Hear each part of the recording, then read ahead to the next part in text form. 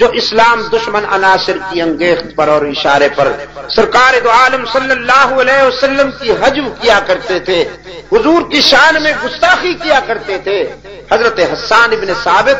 ان کا منہ توڑ جواب دیا کرتے تھے۔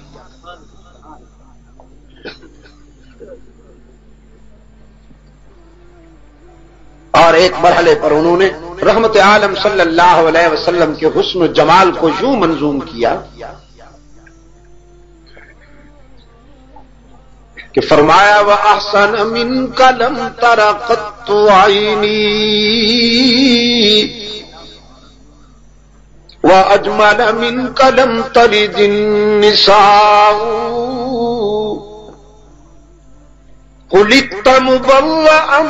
مِنْ كُلِّ عَيْبٍ كَأَنَّكَ قَدْ خُلِقْتَ كَمَا تَشَاءُ۔ اے آمنہ کے لال، تجھ سے حسین چہرہ تو آج تک میری آنکھوں نے دیکھا ہی نہیں۔ برے صغیر کا ایک درویش ضمیر کا خطیب ہوا کرتا تھا، سید عطا اللہ شاہ بخاری رحمت اللہ علیہ۔ وہ فرمایا کرتے تھے اگر اس زمانے میں میں ہوتا تو حسان ابن ثابت رضی اللہ تعالیٰ عنہ سے درخواست کرتا ذرا ترمیم کر لو، عینی کے بجائے عینون کہہ دو، یعنی یہ کہنے کے بجائے کہ آپ سے حسین چہرہ آج تک میری آنکھ نے نہیں دیکھا، یوں کہو کہ آپ سے حسین چہرہ تو آج تک دنیا کی کسی آنکھ نے نہیں دیکھا۔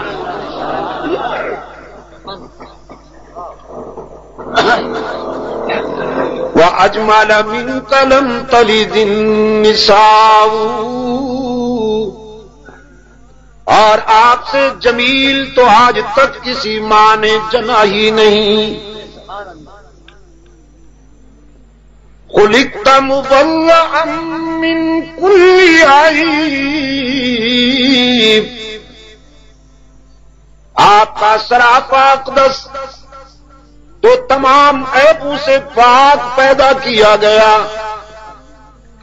آپ کے وجود اقدس میں کوئی جلی و خفی عیب ہے ہی نہیں،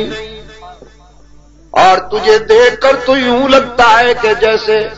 دست قدرت نے تجھے تیری مرضی کے مطابق پیدا کر دیا۔ باقی ساری کائنات کو اللہ نے اپنی مرضی کے مطابق بنایا، اس نے جس طرح چاہا آسمان کو بلند کر دیا، جس طرح چاہا زمین کو پھیلا دیا، جس طرح چاہا